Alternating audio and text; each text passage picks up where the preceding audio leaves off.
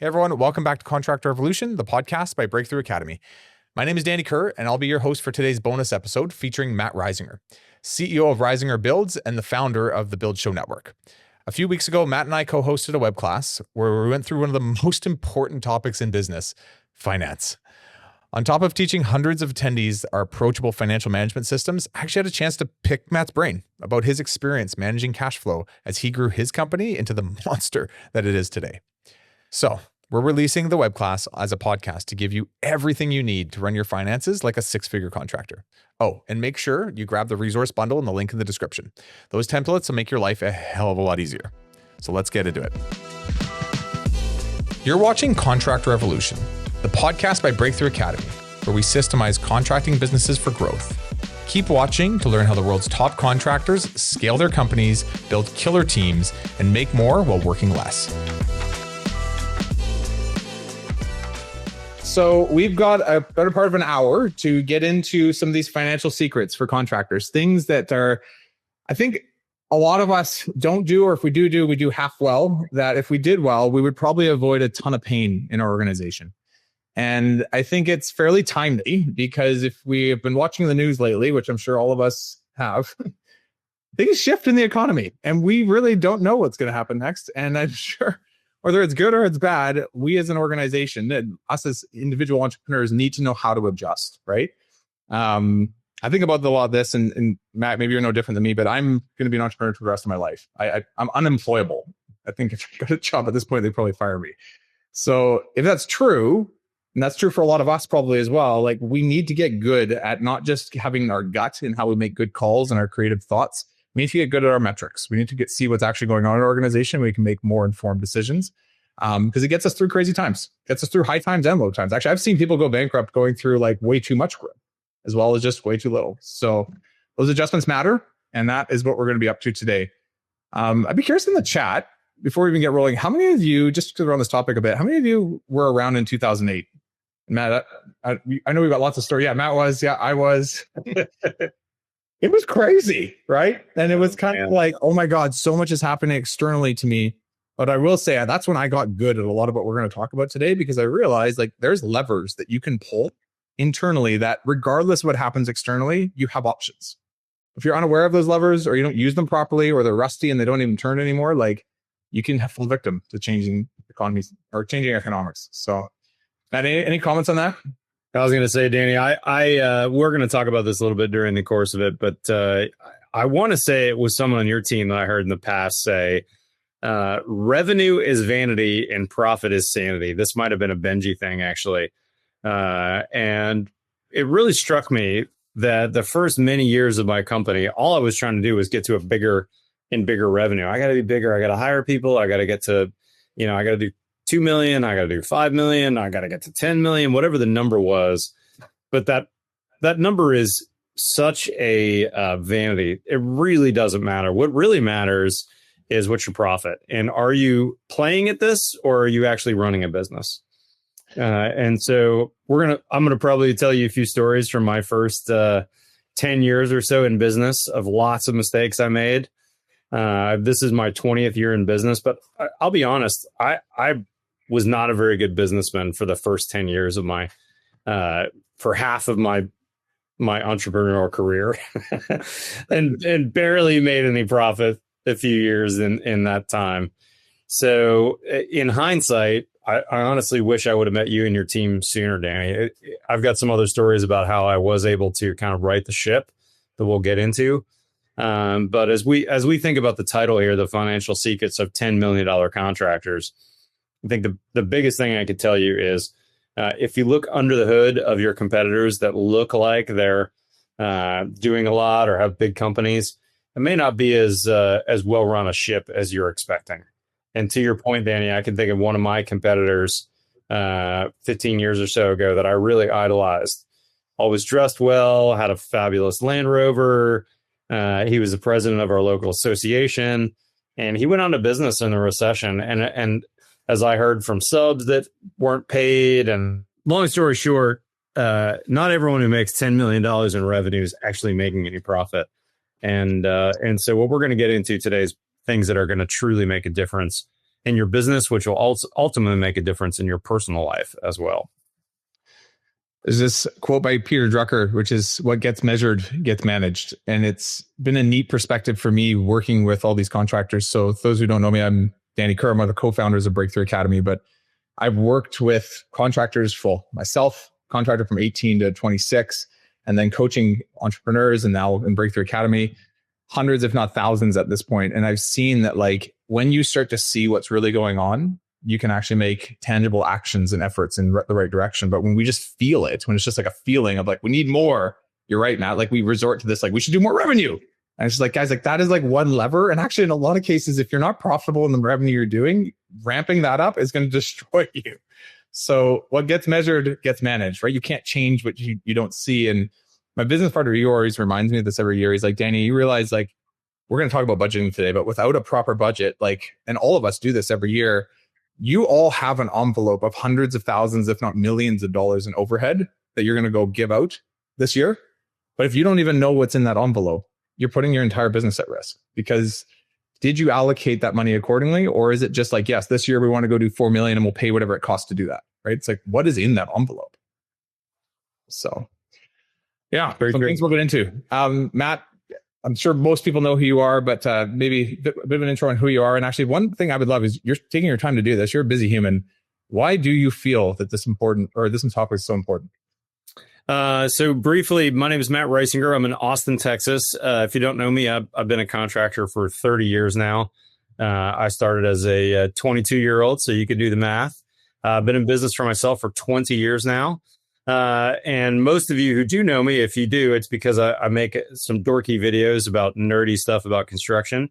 But as I said at the top of the hour, you know, I really was extremely unprofitable my first decade in business. I made a couple of really key business mistakes prior to the last recession, where I was doing speculative builds.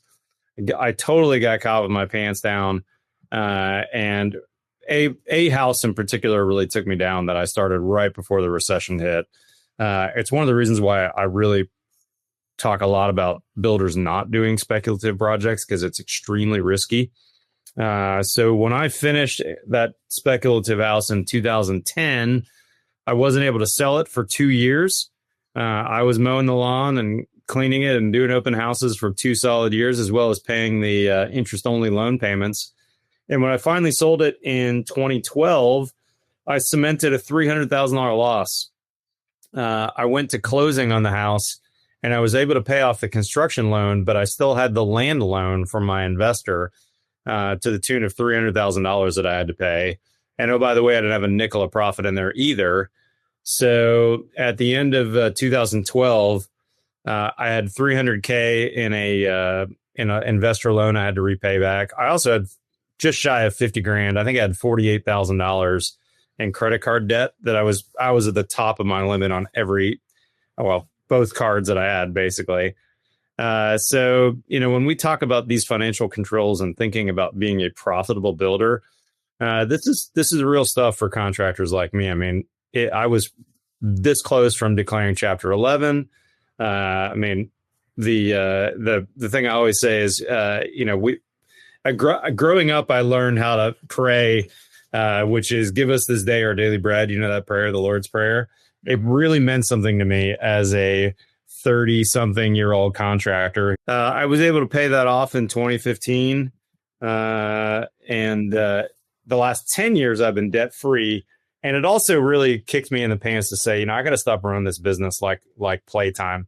I absolutely need to make a profit. And I totally changed around a bunch of things that I did. We're going to talk about that today. A lot of what I do today is very similar to things that you guys might learn through Breakthrough Academy. But I had to hire a six-figure plus person to help me as my general manager in that time and really teach me and train me in some of these principles that we're going to talk about today. You know what's interesting, Matt, is I find, so we work with landscapers and painters and renovators and roofers and all these different trades. The building trade is the one where you maintain or you retain the largest amount of risk. Like the amount of like costs you have to pay in materials and subcontractors and your team and then the overhead that comes with the company. and you're just having a sliver of that come back to you. And it's the smallest sliver in all the industries I work with, and it's the largest cost base that you guys have to manage. So of any trade that we work with, of any contracting space that we work with, this is the builder specifically. This topic probably should matter the most, and I hope it will. So,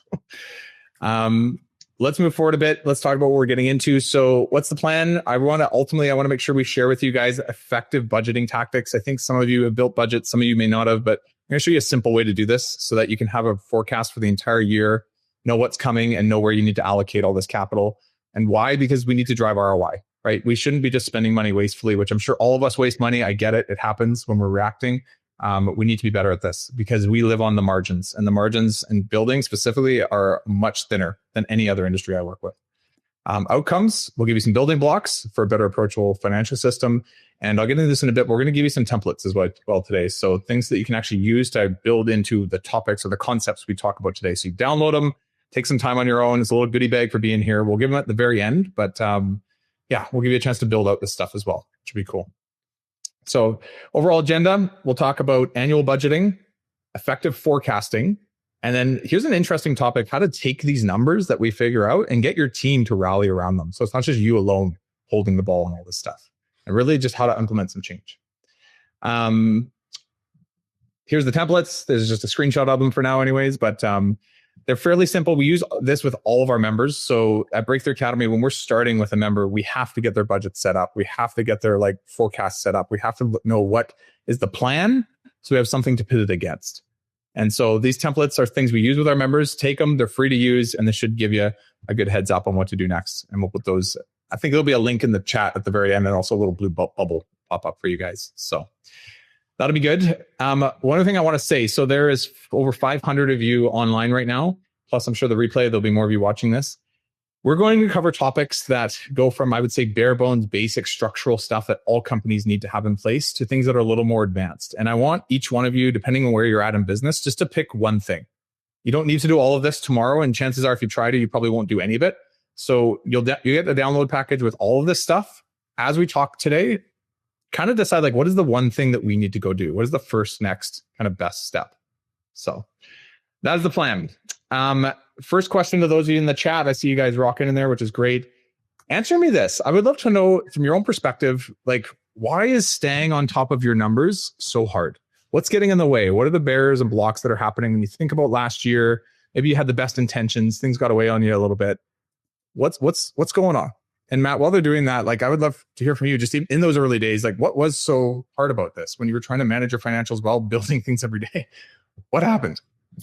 Yeah, I mean, I think on several fronts, Danny, as entrepreneurs, we're a little bit naturally folks that are okay with taking some risks, right? We wouldn't have left our jobs with other companies and started whatever we're doing now had we not been okay with some amount of risk. The problem for me was I didn't know what I didn't know. I was probably honestly a little cocky about running the business. Figured, I'd done some business. I'd had some businesses in the past. And by that, I mean, I was a one-man show doing various things, whether it was sales jobs in school or other things. I didn't really truly understand the business side of building. And so running a business was extremely eye-opening to me. I remember I also had a young family when I started my company. I remember being up half the night with a crying kid, and then thinking, "Oh my gosh, I got to figure out how to run these checks tomorrow on my QuickBooks before I get to the job site and be at the job site at 7:30 to meet the tile contractor." Like that feeling of being overwhelmed by the task and by the amount of things I didn't know how to do well, but I had to do because I was the only one to do them. Was a feeling that I can still remember to this day. And so, being able to put your business together in a way that you truly understand what you're doing. And one of the biggest things that I did, or one of the best things I did, was I got a financial dashboard set up for me by a buddy that I hired who was a part-time CFO. And that enabled me to budget correctly on an annual basis. And it also enabled me to, at a month, realize whether I was going to make money or not make money this month. As entrepreneurs, we're used to lumpy cash, not taking a paycheck for a while, then taking a big paycheck because you got to pay some stuff. And frankly, I treated my company bank account like my personal bank account for the first couple of years. That was a huge mistake.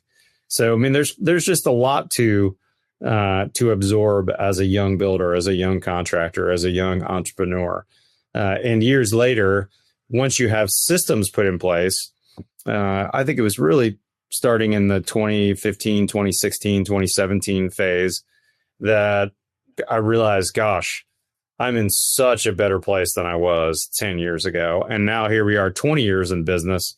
And I can tell you that my business runs, frankly, without much of my involvement at all.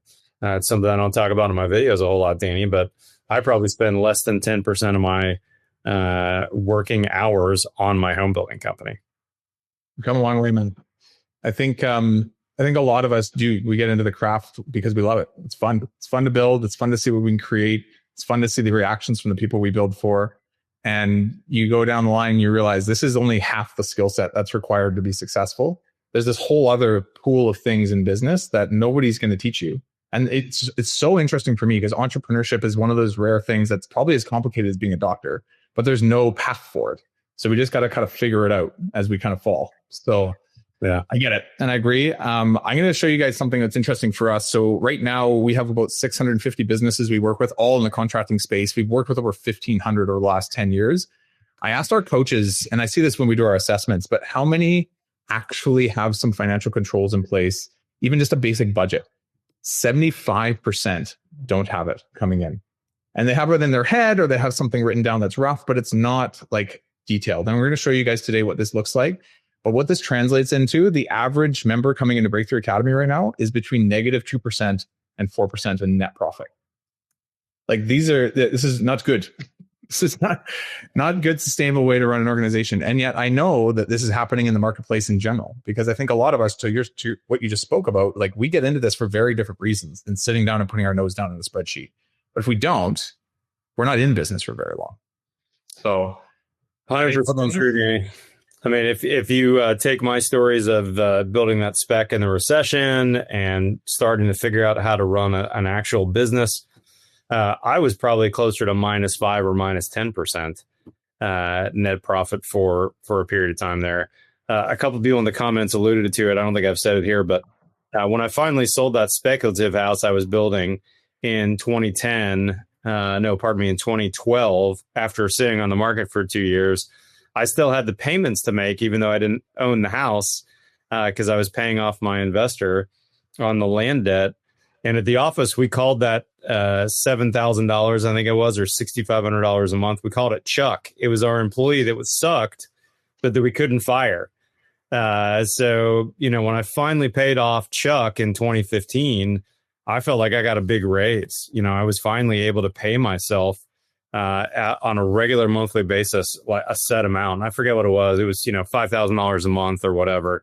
I could pay myself every month. And that regular, like first of the month, $5,000, that was such a feeling of relief. Like, oh my gosh, this is fabulous. Being able to put $5,000 in my account at the beginning of every month, not having to pay that Chuck payment every month, firing Chuck. So I think that -2 to 4 is extremely common in my travels around North America. How many in the chat? How many of you have a Chuck right now? How many you got a Chuck weighing you down? The whole U.S. economy has a Chuck. We've got a massive Chuck. I mean, honestly, we do. We're a debt economy. I mean, we I see a couple of people say that they are Chuck. Don't fire yourself. We're so used to, as Americans, being in debt that it doesn't faze us that we've got, I don't know how many trillions or billions or whatever the number is in national debt, but that's not good for our economy. And it hasn't always been that way. And, this isn't a political conversation, but no matter who's in the office, we should think about not only a balanced budget, but paying off debt. And I would tell you, as a business owner, you don't want a bunch of debt. Since 2015 that I've been out of debt, I've yet to buy a vehicle on credit. I've yet to buy any equipment for my business on credit. We only pay cash. And if you've been watching some of my videos, I did build another speculative house recently, but I didn't build it as a traditional spec. In fact, I sold it as a loss, and I was totally fine with that because I got additional sponsorship. So don't take me doing a video series about a house and having it as a build show live kind of show house as something that you should do as a contractor. I am absolutely anti-spec. I think there's plenty of paying people out there that want your services, and we should absolutely go for a normal profit margin where we can do well as contractors and build businesses that we can pass on to our kids or sell someday. Sometimes the biggest opportunity are in the least fancy of things. And it's just about being disciplined and rigorous to the process. We do a lot of work every year, and I think a lot of it gets burned up in mistakes and things that we're just trying to maybe impress ourselves, or it's a bit of our own passion and we're missing on the core metrics. I love the quote, by the way, Danny. That's a great one for me and Bryce. As a side note, just in full transparency here, I am not a Breakthrough Academy. I've never used BTA in their services. However, I was involved in bringing them onto Build Show Network. And when did you start? 2021, Danny? 2022? I met you guys in 2020. I think probably 2021 we got rolling. Yeah. So about 3 to 4 years ago, we started having basically their podcast, for lack of a better term, their content on our Build Show Network site. And I think these guys are fabulous. I mean, there's not another company that I know of in the entire industry that will act as your general manager, that has what I would consider a very reasonable amount for their services. They don't own a piece of your business. They want you to succeed, but they don't profit in your success. Let's put it that way. But they're giving you the tools to be successful contractors. And one of the reasons why I love having Danny, your team, on Build Show Network is because well-built houses need to be built by builders that are profitable. There's been plenty of builders I can think of over the years that built a fabulous house, but they didn't stay in business. And we're not going to elevate our standards in North America's construction by companies that aren't profitable. We need profitable companies that are healthy and thriving and building healthy houses where people can thrive in them. So it goes hand in hand, building great houses and building a great business. I also just think this whole industry benefits from it. I want to pull you guys in and be honest with me as you can. I know this is a webinar, but I would love to hear from you guys. How much money do you think got burned up in just like useless mistakes from last year? If you were to give $1 to it, we've got 570 people in here right now. Give us a number, because I bet you it's not small. And that's just 570 of us. So Kenny, thanks for starting. 50K, 30K, 170K, 30%. Yeah. Right there. Look at these numbers. There's so much wastage in this. And that gets passed down to our customer. That gets passed down in lack of being able to give our people good raises, our ability to pay ourselves properly. And it's like, if we just took a little bit of time, and I'm going to get into these tools in a second on a few of these things we're going to go over today, a lot of this would get cleaned up. Like I'm not going to add all this up, but we're already in the millions, right? And there's so many of us as contractors that we let it slide because we'll do better next time. But what are we learning from this? And what are we actually changing? So let's get into this. There's 3 core systems I want to cover today. And the first I'd say is bare bones, and it starts with budgeting. So again, in the chat, how many of you have a written down budget for the year? So you've got the amount of revenue you want to produce, what your variable expenses are going to cost you, your overhead costs and what you've allocated for all the different expenses. And then you've got a target for profit. So some yeses, some no. Yeah, give me some yeses and nos. It's fine. Either way is fine. This is the most basic of tools that I think if we do nothing else today and you don't have these, so those of you who have a no, let's get this dialed in today. We're going to give you a template on this as well. So what are we doing here? We're just trying to understand last year's results, right? We're going to leverage to build in next year's plans. We're going to look at where were we ahead, where were we behind, by how much and why. And then we're going to allocate that to the right resources, right? There's another opportunity in this. How many of you build your own chart of accounts versus having them given to you, or you have a template you used, or your accountant's telling you what all the line items should be? How many of you have built your own? No, you took some time and said, no, I'm going to build mine. This is even more impressive. So good. So there's a couple of yeses.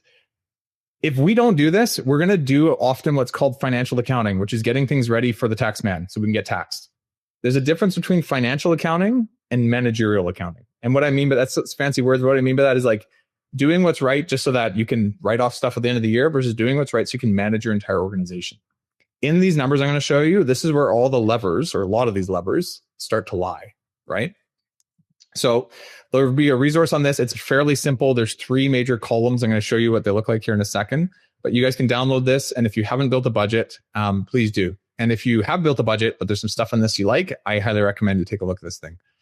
So what is this? And it's basic, most like understanding of what this is. It's essentially looking at last year's actuals, right? So our revenue, our variable expenses, some of our overhead, and then piece by piece, placing costs into next year and thinking like, what should be more, what should be why, or what should be less, by how much and why, right? Line item by line item. And this gives us a chance to actually balance out where we're ahead, where we're behind throughout the year as well. So we'll start with this first section here. I'll give you some terms as we go as well, but you can see at the top, we've got our revenue stream. So this company is doing 3.7 million. They're looking at basically going for next year for 4.1. So not a huge amount of growth. And they're piece by piece thinking through what are the variable expenses we project to spend. So if we spent 13% on wages last year, we project about 12.3 next year. How are they doing that? Well, it looks like they're only providing some increases to their current team, but not adding new team members and doing a marginally increased amount of revenue. Here's a big one. I don't know if you've done this, Matt, or maybe I imagine you have, but they have a 41.8% cost on subs in their last fiscal year and have chosen to get it down to 38. Now I see our members do this all the time and they're like, it's going to be 38. And I'm like, how? And they're like, well, we're just going to do better. I'm like, no, like it doesn't Do better. You better work harder. It's like, no, like specifically, like what are you doing to create numerical changes year over year? Right. So this is just an example, but in this one, it's like, look, like we've had subs submit, work orders to us that are late or we don't get approved by our customer. And tell me in the chat, how many of you have eaten the cost because your subs are submitting stuff and you either are through embarrassment or you just think it's not right. You eat the cost in the middle, right? Well, there's 3 or 4% right there. Yep. Right. That's so reasonable. What are we changing? We're going to implement an online approval process for our subs to do their change orders through that the customer approves, we approve, and now it's airtight. Yep. Because if there's wastage, we need to do something about it. And it's not just to do better. It's like, what specifically are you doing? So for those of you who have budgets, if there was one little tip I gave you along the way, go and do exactly what I'm showing you, last year's actuals versus this year's plan. But then when you change the metrics, when you actually change the percentages here, write what you're actually going to change. Like this becomes the implementation path for the next fiscal year.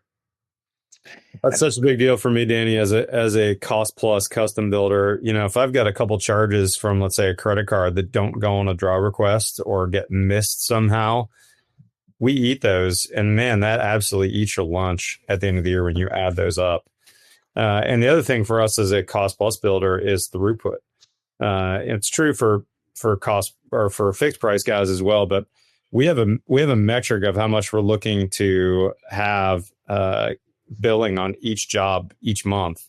And every one of my project managers knows exactly what that number is. And if we miss that number for the month, let's say you have a job that you need to be billing 150,000 on that month and you only bill 100 because whether it's rain or permit issues or subs, or you're waiting on a customer for a change order, it's really hard / impossible to make up that 50K that you lost this month on throughput in coming months to try and still make your profit goals for the year. And one thing that we've done as a cost plus builder is we've given a profit share to our whole team based on us making our profit goals for the year. So we have bonuses that are tied to those numbers and everybody knows what their numbers are. So everyone plays a part so that I don't get that fighting on, hey, I need that guy in my job, but I need him on my job. No, we're all on the same team. It's the same bonus. So, let's figure out how to get this thing done. Yeah, these all of you are in the game of percentages. It's this 1% here and this 1% there that'll either make you quite profitable at the end of the year or not, basically, right?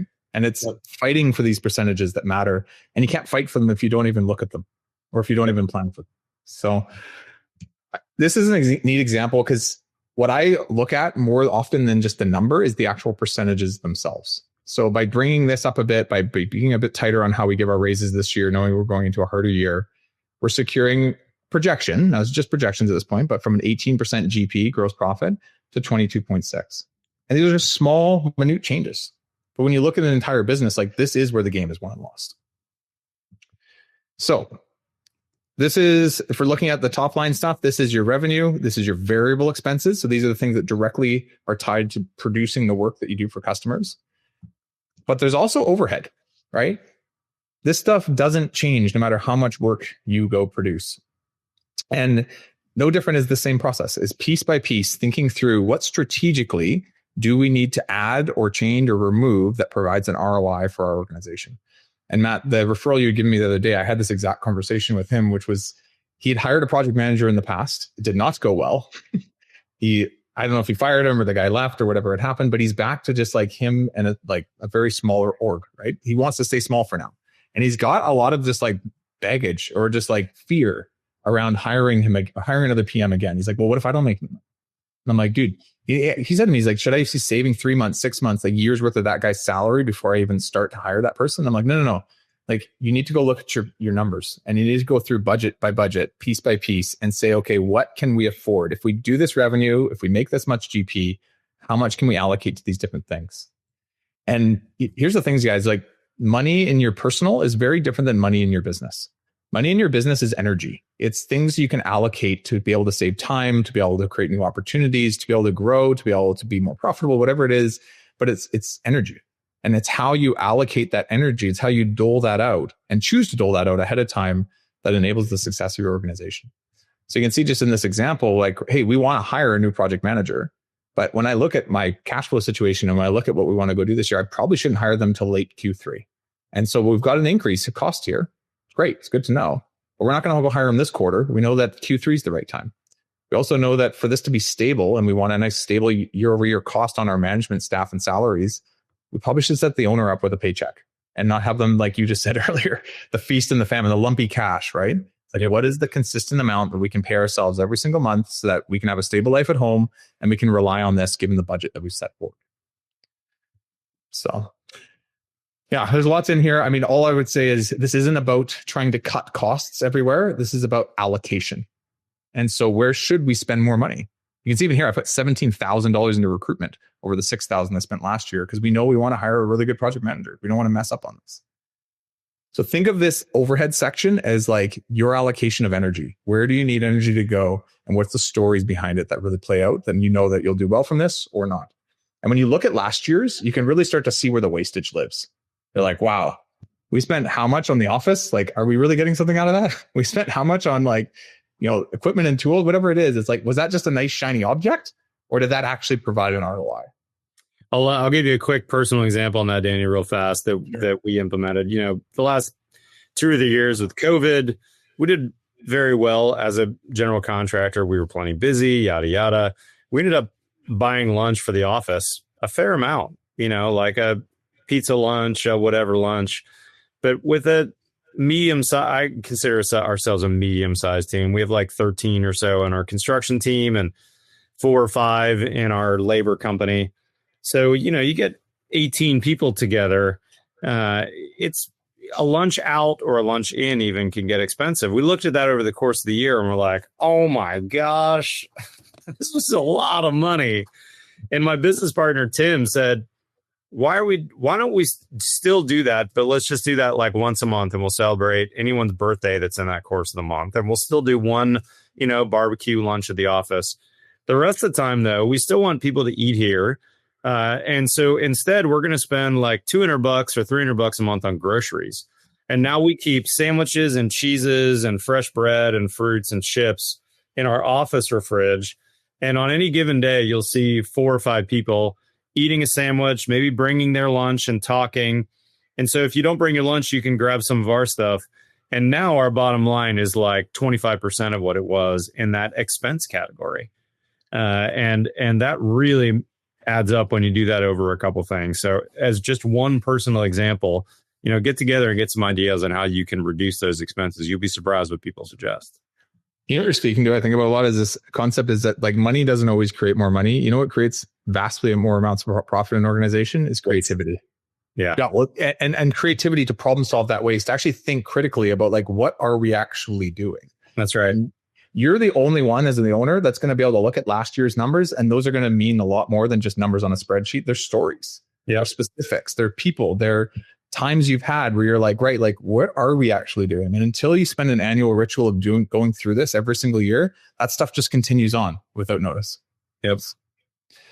It's good. I want to show some impact on this. So I playing around with these charts, I made very little changes. Most of the stuff I just showed you was the only changes we'd really made. And we took this company's net profit from 3.5%, which is razor thin, up to 7.9, more than doubled it, just by making a few changes. This wasn't massively complicated. And the reason I'm showing this is what I see with our members.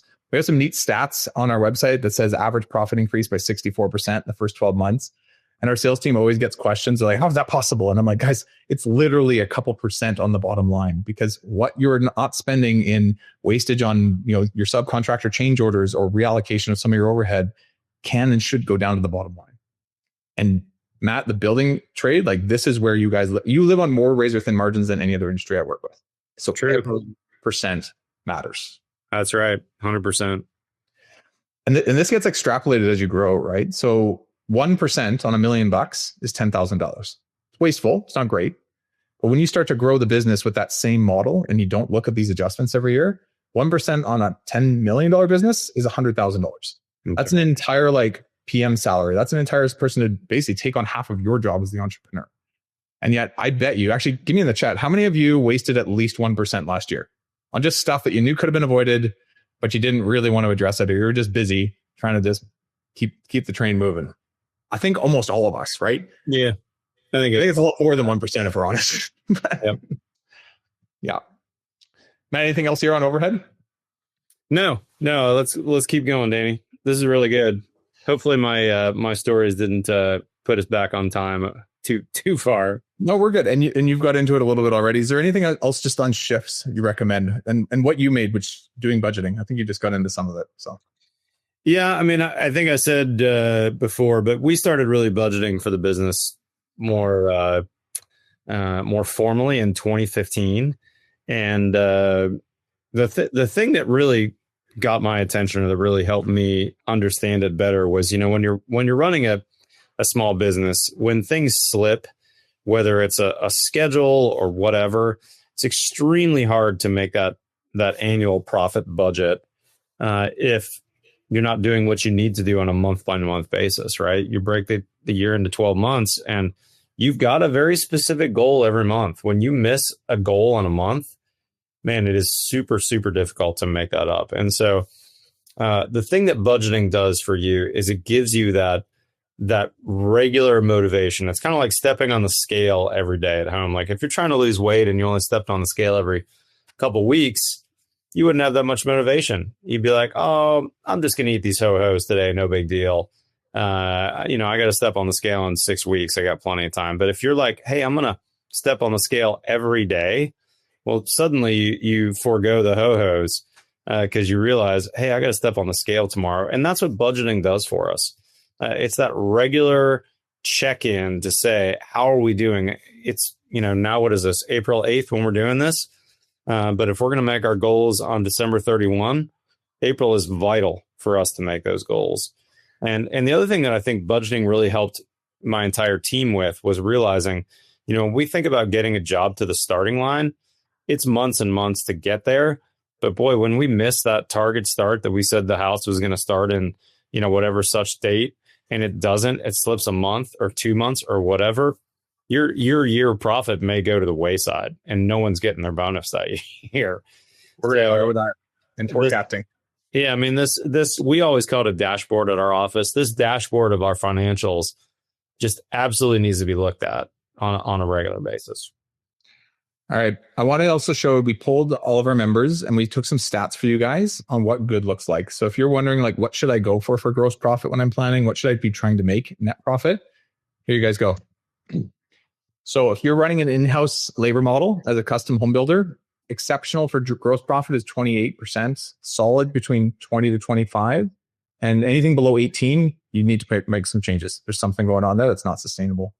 Net, that translates to 15% or more. It's really good. Solid between 8 and 12. We see that quite often once we've got stability. Anything below 6, you're in red zone. You need to be careful. So hopefully this helps a few of you. They have an in-house labor model.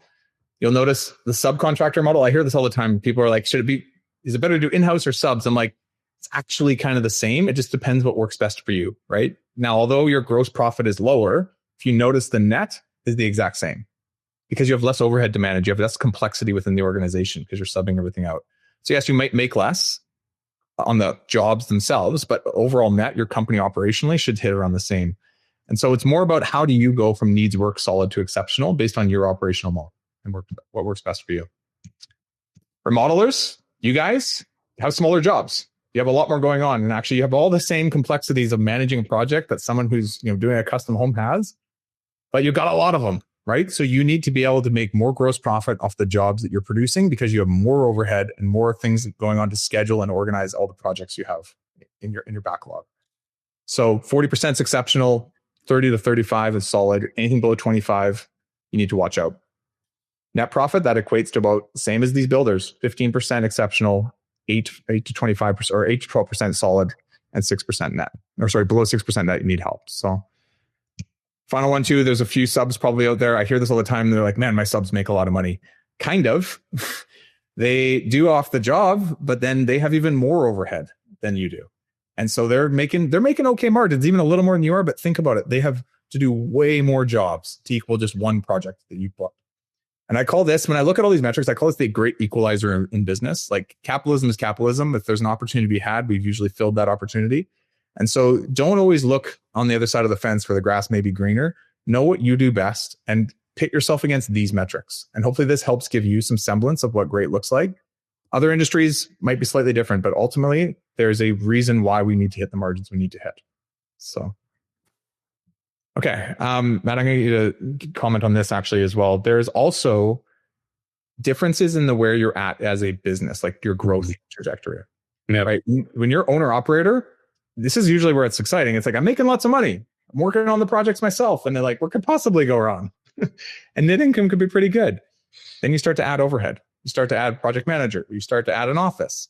And gross profit also drops because you're not on every site anymore. You're not doing all the things you used to do. Yep. And net gets dangerously low. And this is where I watch a lot of people freak out and go back to owner operator because like, whoa, that's not safe. The reality is we need to understand how to be more of a scaling strategist, how to squeak out. You can see the difference on the scaling strategist versus the leader. It's 5 extra percent. Squeak out that extra 5% GP by looking at everything that's going on job by job, project by project, company plan annually, by company plan annually, budgeting it out. And these 1%, 2%, 3%, they all add up. And this is the only way we're going to go from owner operator to leader and slide into scaling strategist properly. Matt, I'm curious on what have you noticed just scaling over the years? Yeah, quick comment on that, Danny. I was an owner operator for a long time and switched to becoming a leader where I had project managers and I wasn't in the field every day. That was a hard transition for me because I was very not OCD. What's the version of OCD that's slightly below that? Where I'm like, I really want this done right, and I don't like how you're doing it because you're not doing it how I would. Control freak. Control freak. That's probably the more the one that doesn't require medication anyway. Perfectionist. That's the nicer one. There you go. Perfectionist. There you go. That's right. I would say I was perfectionist light. I always tell people these days that if you want a perfect house, you're going to pay through the freaking nose for it. I actually know 1 or 2 contractors that do perfect houses. And they're so expensive you can't even believe the billionaire clients they have to get to perfection. It's just a crazy sliding scale. But my point is to go from owner operator to leader was a pretty big mental jump for me and a pretty big hurdle. And on a kind of practical standpoint, one of the things that allowed me to do that was we stopped bidding subcontractors out and started using the same workforce over and over. Which allowed us to eventually get from leader to scaling strategist, increasing our margins, using the same subs over and over, gaining a reputation. Someone asked me about my social media presence and whether that helps me increase margins and get jobs. I mean, ultimately, the answer is yes, absolutely. But the one thing to keep in mind is the contractors that you compete against that have beautiful Instagram feeds or a beautiful website and finished projects, they have the same problems you do. They have clients who don't want to pay their final bill. They have a lawsuit that the public doesn't know about from 2 years ago. They have all these things happening to them, just like is happening to you. So don't ever think, oh, if I finally get to be like that contractor, I'll have made it, which I did for a long time. Once I got up into those behind the curtain meetings, I realized, oh yeah, all my competitors in my town have the same problems I've had over the years. They're just good at hiding them and not talking about them. But ultimately, to get to that scaling strategist, you do need to make some hard decisions in your business. You do need to you need to release some control of some of your perfectionism. You need to hire people that are better than you in really just about every position in your company. You want people that are smarter than you, that are more motivated than you, that are all those things. Because ultimately, if you're going to get to that position of having a predictable margin, scaling your business, you got to charge more, and you got to have a business that is producing happy and raving fans of yours. And that's how you're going to get to that scaling strategist. Now, I made it sound easy. That there's a lot of steps in it, but it is possible. And I know I can probably name 10 folks in my town that have gotten to that pinnacle. I think that the key thing is it takes discipline and consistency, and you have to be able to pick up on what's working and what's not, and actually make real change versus just kind of use what worked in the beginning. And I think there's I watch it with a lot of our members. There's just like timing in business where it's like what got us here is no longer going to get us there. And I think that this is a lot of the stuff we're talking about today. For time, I'm going to move us into the next one. Financial forecasting. How many of you right now, I'll start with this first one, have some sort of sales pipeline that you manage? So give me in the chat yes or no, but something where you're like, we've got the lead sources, we've got the customers, we've got rough contract value and what year they're going to hit, the plausibility of us booking them, write some notes. Perfect. I think a lot of us should have this. This gives us some semblance of what our pick list really is, actually, more than anything. And this isn't about booking all these jobs. It's about being able to understand what's potentially in the pipe. And you get to the next step in a second, but what works best for our production this fiscal year. It's about picking these jobs, not about winning every single one of them. Mm-hmm. So we'll give this out as a template. It's a cool little simple design template that helps you just track and manage all the stuff you have in the pipeline. But what you want to do with this is as you get awarded jobs and as you start to pick the right ones, you can put them into your construction planner. So again, give me yes or no's in the chat. How many of you do construction planning where once a job has been booked, it's ready to go for production, you're choosing what month it's starting, and you start to break down all the invoiceable amounts that are going to equal this job in total, and then all the actual variable expenses right next to it. So when you're going to be paying out these portions as well. So I'll show you this actually as a document because we're going to send you guys this.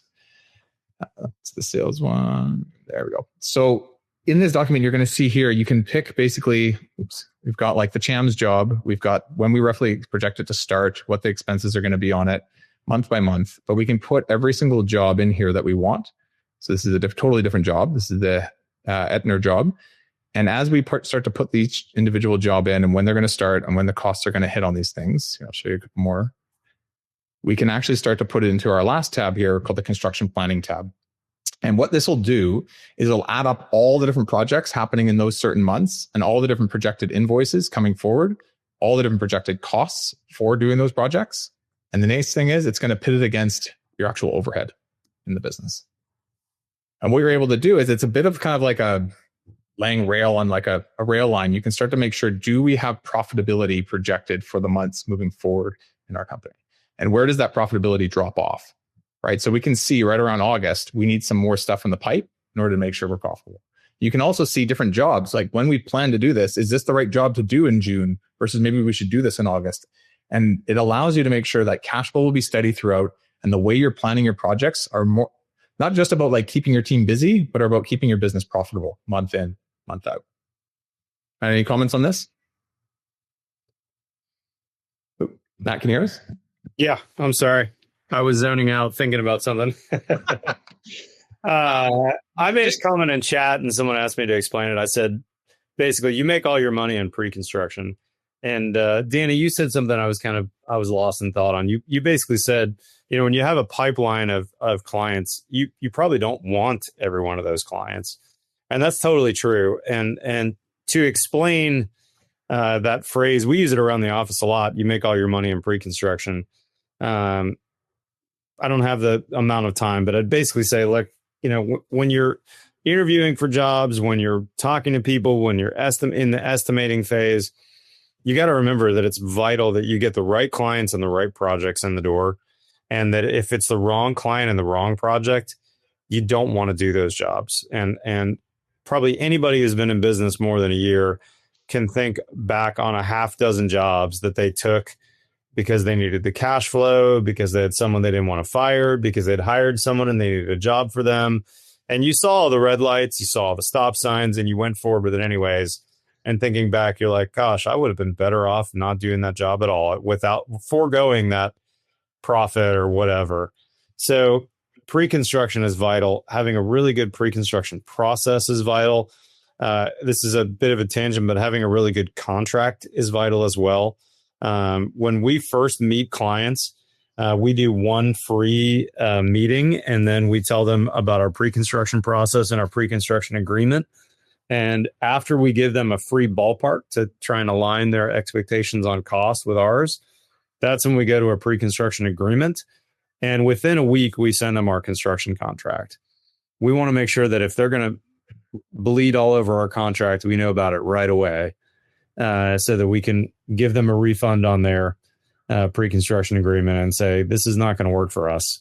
We're not going to sign your AIA contract, or you're not going to take ours and redline the whole thing and make changes. Whereas the client that makes a minor change, hey, you said we didn't pay on the 5th, but my bank's telling me it's going to take 4 days to do blah blah blah. So can we agree to the 7th? Okay, sure, I'm going to make that one change. But really, it is absolutely vital to remember that we make our profit in pre-construction, and we only want to take jobs that are going to be jobs that are going to meet our long-term goals. That's great. I think the way to really check this is to pit these jobs in hypothetically the way they're structured, see how they impact. And if you need to make changes, you'll know right away. Yep. And you're like, this is not going to actually work. So, yeah, good. I want to make one more point on this, which a lot of our coaches focus on with our members, which is that money loves speed, right? Your overhead doesn't really care how much revenue you do. And it is kind of at the end of the day, how much profitable revenue you can cram through in a given month. And if you want to look at being more profitable, it's not just about charging more or having a higher cost plus project.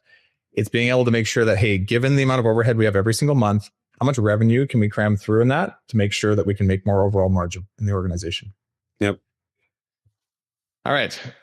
Final point, driving numbers with your team. So I watch a lot of this with entrepreneurs I work with, and you guys probably feel the same. It's like you start to get to know all of this, and you're the only one holding on to all of this. And you go to your production manager or project manager and you're like, hey, I need you to work faster. Hey, I need you to get this done in a better way. Hey, we need to change this, whatever this specific thing is. And they don't understand why. And their input in how they make an impact on your business. So you talked about this a lot, Matt, but having a dashboard matters. And so all this stuff we just showed you is great, but it needs to lead to something. And so you'll see this in the download we give you, but there is an actual dashboard where you can start to go goal versus actual on all your key numbers, whether it's financial metrics, sales metrics, production metrics, and you can start to see where are we ahead, where are we behind, by how much, and why. And then all the little pieces I showed you. So for those of you who have sales managers or a project manager that in queue that you want to get into some of this stuff, we need to build an org chart where everybody has their number that they're directly in charge of, that they can make direct impact on. So just in the chat, how many of you have an org chart? It doesn't have to look exactly like this, but you've got nodes, you've got to put you at the top, you've got your team below you. How many of you have built something like this in the past? What's interesting about the way we've structured this is we've got the company's goals that we planned out through the budget. We've started to build out our production schedules to start to see how things will drop. And we can start to say who's in charge of what number, right? So even the office admin is in charge of keeping AR below 2%. Annie's in charge of keeping gross profit in a certain production for her team. Sales manager is in charge of a certain amount of sales booked and a certain amount of quotes done. But everybody has a number that they can champion based on their position or spot within the organization. We then use that to build in employment agreements. So this is going to enable you to not just say, here's a number you're in charge of, but here's how all your roles day in and day out apply to these numbers that you have to go achieve. And then here's the kicker. We have to bring accountability to our people as well. So we do these meetings called GSNRs, where you basically are setting a goal every week, 2 weeks or month, but it's on a regular rhythm. You guys are checking in on things that they're in charge of. Where are they ahead? Where are they behind? and holding accountability, giving some direction and support, and ultimately managing the performance of your team as well. This is where you start to go from like owner operator model of holding all this stuff yourself to empowering your team and giving them a chance to play in those numbers and be a part of the day to day that makes these 1% go up or down. So Matt, I mean, you alluded to this earlier, and I want to keep us tight for time. Maybe give us 1 or 2 minutes on this, but like, what? How did you? Because you've scaled up your construction business. You've now moved into building out an amazing YouTube channel, an amazing influencer brand. How did you get away from the day to day and actually start to focus on building out the Build Show?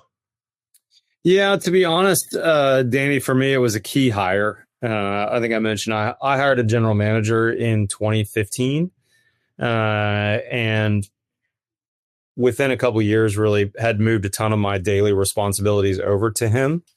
And one interesting thing for me was I hired somebody that was formerly retired, who had come from another industry, and I knew had an excellent business background, but didn't have the building background.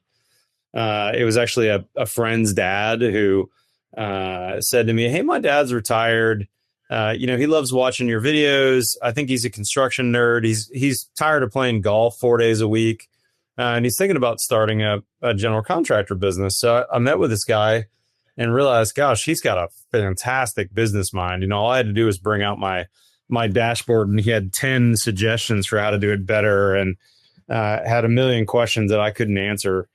And so long story short, I hired this guy as my GM. And within probably 3 years or 4 years, I delegated, 70% of what I was doing on a daily basis to this guy, or 80% maybe. Around that same time, I had a really key employee who was a former builder and was working for me as a project manager, let's call it, who said, "Hey, I'd really like to be a partner in this business with you, Matt. And I think that would allow you to spend more time on your other business." You guys may know I have 2 businesses. I have a construction business, Reisinger Build, and then I have a video production company that runs Build Show Live and the buildshow.com and all this other stuff. And so it allowed me to really focus on that business and making educational videos, doing all the stuff that you've seen me do on social media. And so now, a few years later, I think I said at the top of the hour, I probably only spend 10% of my time on my home building company. A few client meetings here or there, some job site meetings here or there, occasionally some pre-construction meetings, but almost never sales meetings. My team does that for me. Like I'm not in those meetings very often. So it's kind of fun. I still remember reading the book years ago. I remember reading the E-Myth book, which basically talks about how most trade contractors and builders are former tradesmen who were good at their trade and then started a business. That was basically me. And you got to move to actually becoming a business owner so that you don't have a day-to-day role in your job if you really want to scale and have a business that's going to be around. And so here I am 20 years later. It's taken me a while to get there, but now I'm in a position where I am truly a business owner and not an employee who owns my own job. And I got to tell you, I feel incredibly blessed. I suspect a bunch of the folks in the comments are in that position as well, but there's probably some folks that are, me from 10 years ago that are looking to get there. And this wasn't a setup, but I would tell you one awesome thing about BTA. If you're watching this, they're a fabulous organization that really helps you organize your business for profit. And they, in effect, are your general manager. You're going to be assigned a coach, a business coach. You're going to get together with a group of peers that are like-minded and that you can really best practice with and benchmark with. And, had I not hired my general manager in 2015, I think a similar outcome to where I am today would have been starting with BTA in that time period. So that's just my quick story, Danny. That's great. Thanks, man. No, I mean, and thanks for the testimony. I mean, on our end, I find that for a lot of us, it's like we are so good at our craft and we think to be able to get bigger, we need to be better at our craft, but it's the business side that trips all of us up. And I've noticed this with the 10 years I've done this with this entire industry. There's no one leading the way on this. And I think E-Myth is actually really interesting because the whole concept is that you can be the most expert craftsman ever, but you'll never get to you'll hit a glass ceiling if you don't start to work on the actual business side and how you fit even within that organization. A lot of us, we're not built as business people. We're built as craftspeople. And so this is why we exist.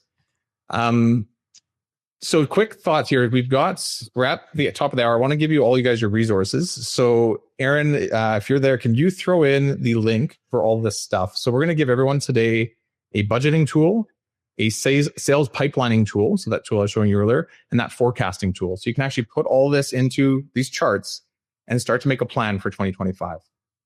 And I'd be curious to know of everyone in the chat right now, of all the things we've talked about today, from how to budget your business, how to build out your sales pipelines, your forecasting stuff, even how to manage your team a little more. What is the one thing that you would like to implement? Because this is a 1 hour webinar, and I get we can't change lives in 1 hour, but I do think these tools can make a bit of a difference. So what is that one thing? So Tom, we've got budgeting. Cool. There's a lot of us budgeting. Let me know. And as you're working on this stuff, as you're downloading this stuff, I would square away an hour or maybe 5 to start to work on these things and start to see if in 2025 we can make a little bit of shifts, right? Because this game is won and lost between these 1% all over our organization. You'll also see as you click on the link, Aaron, I can put it up for everyone. I don't know if you put it in there yet. There it is in the bottom left corner. I don't know if did it show up there? Yeah. As you click on that, there we go. As you click on this link, you'll also get a chance to be able to let us know if you want to chat. So we have 650 active companies right now we're working with, all in the contracting space, all building out tools just like this. And essentially, what are they trying to do? They're trying to build out a system that doesn't require them to be the expert of all things. They can put in a good team and manage it effectively. It starts with financials, but then it gets into the stuff I was just talking to you about, where we're taking the dashboard, we're enabling our org structure more effectively. We're building up proper job descriptions so everyone knows what their role actually is. We're recruiting more effectively. I think this is a massive thing. Our people are our business. We can put it in training and standard operating procedures. It's interesting. Our team built the entire playbook for your construction business. It's already done. So you don't have to reinvent the wheel. And we're slowly coaching that into the organization. If you want to chat with our team about that, just make sure you click the yes, you'd like to know a bit more, and we'll get in touch with you on that. And there's also with Matt, a sick event coming up. Matt, do you want to speak to this? This is another cool thing. You'll see in there, you can check off that you want to chat or you want to come out to this Build Show Live event. Matt, do you want to speak to this? I forgot we had this slide. I was just putting this down. Right, Danny. Build Show Live is our big annual event. It's in, our big, we've only done it once before. So we had our first annual, but now this is our second annual. We're in Dallas this year. Unfortunately, the Austin Convention Center is currently getting rebuilt. So we'll be back in Austin in 2029 when the convention center reopens. But in the meantime, we're going to go to Dallas this year. And I think we've already booked San Antonio for the following year. But something that's different about our event is you get to meet all of our Build Show Network people, including Danny and the BTA team. Aaron's behind the scenes helping with chat. But they got a fabulous team at BTA. They give a bunch of live presentations. All the rest of the Build Show Network folks are going to be there as well. And one really interesting thing about our show is we get to job sites the day before the show opens on the VIP pass. It's a little pricey. It's like $1,200 or something for a VIP pass, but it's limited to 300 people. And we're going to 2 different Brent Hall job sites, as well as we have a pre-party and we have a master builder class by Brent Hall that morning as well. That I'm looking forward to taking myself. I'll be a crowd member for that. So if you guys have time, thank you, Jim Gunn, for your comment. It was incredible. We'd love to have you guys join us in Dallas this year, the 16th through the 18th. If you go to buildshowlive.com, where that little RSVP button is, you can add your email to get notified, because tickets go on sale, if I remember correctly, the 1st of next month. And we're hoping / expecting the VIP is going to sell out within a couple 3 weeks or so, because we only have 300 tickets. So we'd love to have you there. Thanks for the allowing me to hit the plug, Danny. No worries, man. Actually, I see it already in there a bit, but if you've been, let us know what your thoughts are, because I think overall, it's one thing to sit in your office and just ponder about all the things you should go do. It's another thing to be surrounded by your peers. We can share ideas and collaborate a lot easier in person. So you'll see that in the drop-down menu as you go, fill out your name, number, email, all your stuff. From there, you'll get these downloads for free. So make sure you grab them. You see an opportunity if you want to connect with Breakthrough Academy, how we can help you in your business. So see a little drop down to let us know if you'd like to do that. And you'll see a drop down to let Matt's team know if you're interested in coming to that event. But yeah, I think gone are the days of just trying to sit alone and figure this stuff out. through technology, the internet, all the things that have come over the last 10, 15 years, this space is finally evolving. And you don't have to go and reinvent this wheel alone. Matt, you've done a phenomenal job just being an influencer in this space. You've helped, I don't even know, probably millions of people at this point. Certainly tens of folks. Tens of folks. And if not a round dozen or so people. They're all here on the chat. Thank you guys for the nice comments. You've brought a lot of people together. You brought this industry together, actually, in a lot of ways. So thank you for doing that. We do our part. We will help you systemize and structure your company for growth and make sure you don't have these missteps. And yeah, I see it. There's patterns in business. We all have the same kind of like similar issues, the same things we're trying to figure out, and you don't need to do it alone. And I think just through the network that you've built, Matt, through what we do at Breakthrough Academy, the answers are here. Like, we don't have to sit and wonder anymore. And we don't have to go through some of the same stuff that you went through 20 years ago. Yeah. If we choose not to. But it is really a choice, right? Or we could just go get busy putting our nose back into our books or back into our sites in the next hour.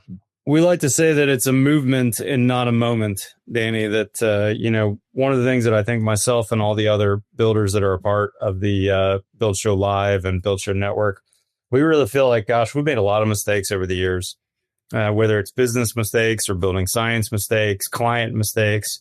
And we're willing and want to share that wisdom. I, like a lot of the folks, have kids. I have a 17-year-old that said he wants to take over my business.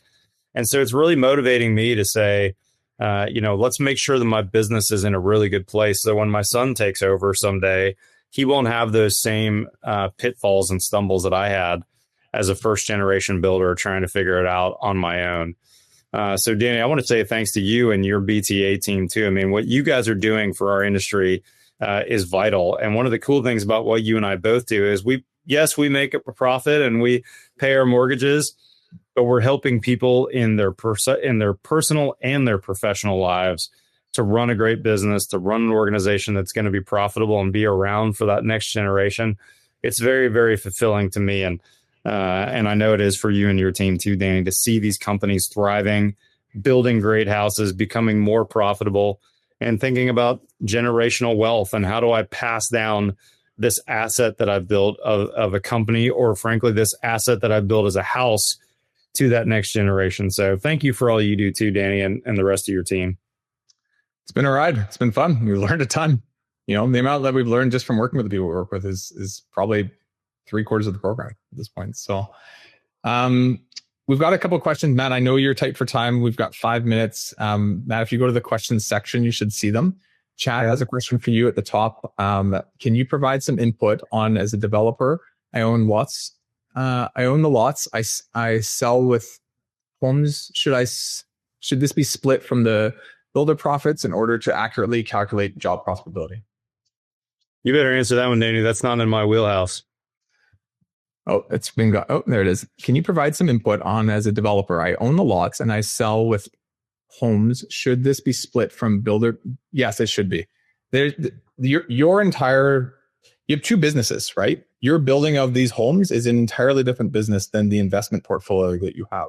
And in some level should be considered two entirely different companies, because otherwise you're not going to be able to see the performance of your actual build product and what you're putting out there versus your investor portfolio. They're two very different things. Brett says, Matt, when did you finally hire a full-time pre-construction person or manager? Ooh, great question. I really had somebody doing that in the early teens, doing pre-construction. But what really changed my thinking on that was when I started thinking about how we needed to be both on time and profitable on our jobs in the 10 years ish ago range.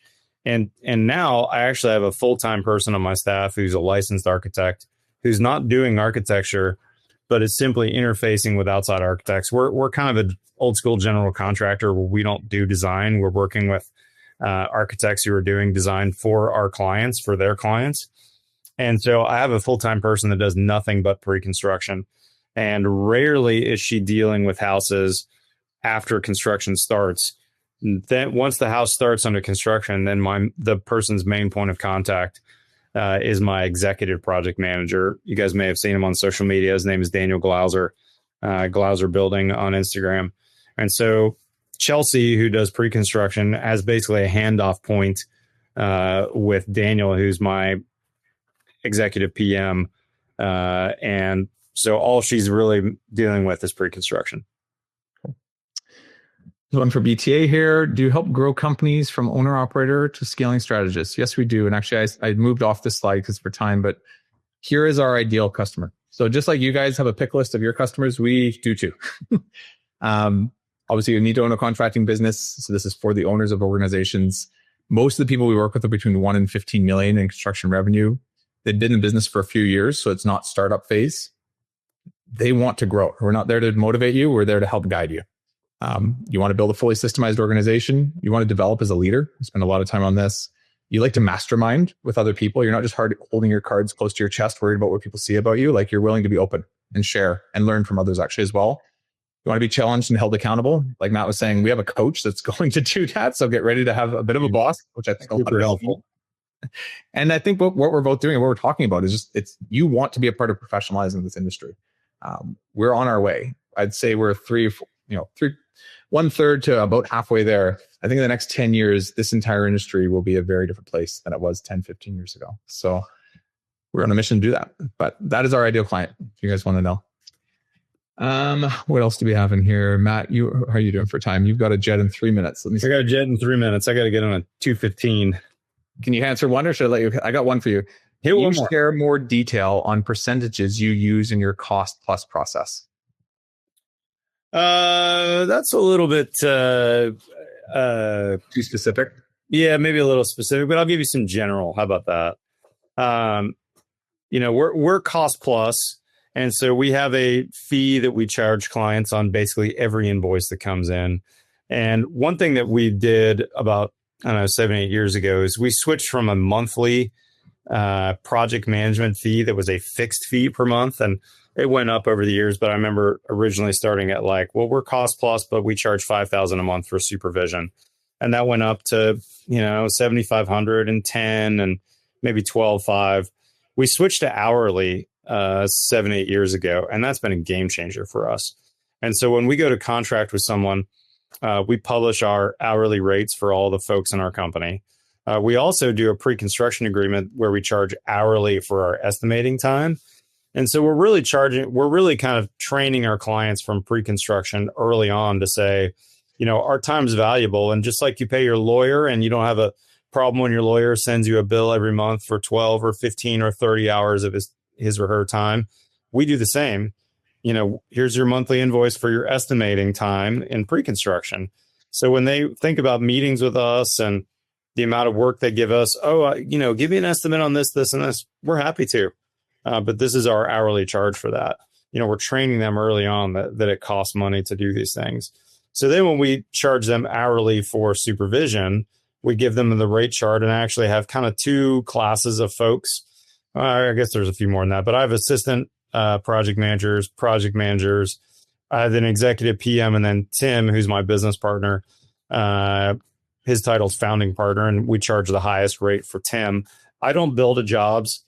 So my name's not even on that chart because we're telling people right away, hey, Matt's not your builder, right? You're going to see Matt occasionally at the office. You're going to see him occasionally at the job, but don't assume that Matt's out on your job every day and he's not coming to every meeting.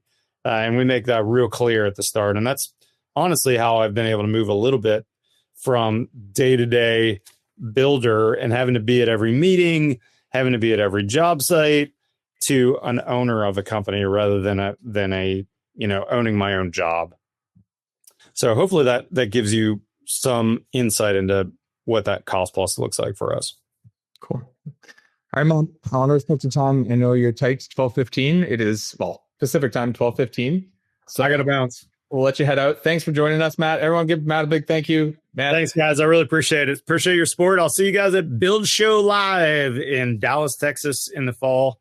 Danny, Aaron behind the scenes. Thanks, guys. We'll see y'all later. Awesome. Thanks, Matt. Okay. Thanks, guys. Bye now. I'll close us out here. If anybody hasn't yet, make sure you get the downloads. Aaron, if you want to put the link back up for everybody, looks like you just did.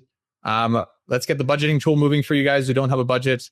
For those who don't have a sales pipeline, make sure you start writing down your sales the people in your sales pipeline so you can start to pick from them properly. And this forecasting tool is massive. take time to play around with these things. I think for a lot of us, it's a lot easier to see what's coming 6 months, 12 months in advance and start to make adjustments than to be in the month of things happening and suddenly have to make adjustments. These tools are all meant to do this. They're completely free. Take them and use them.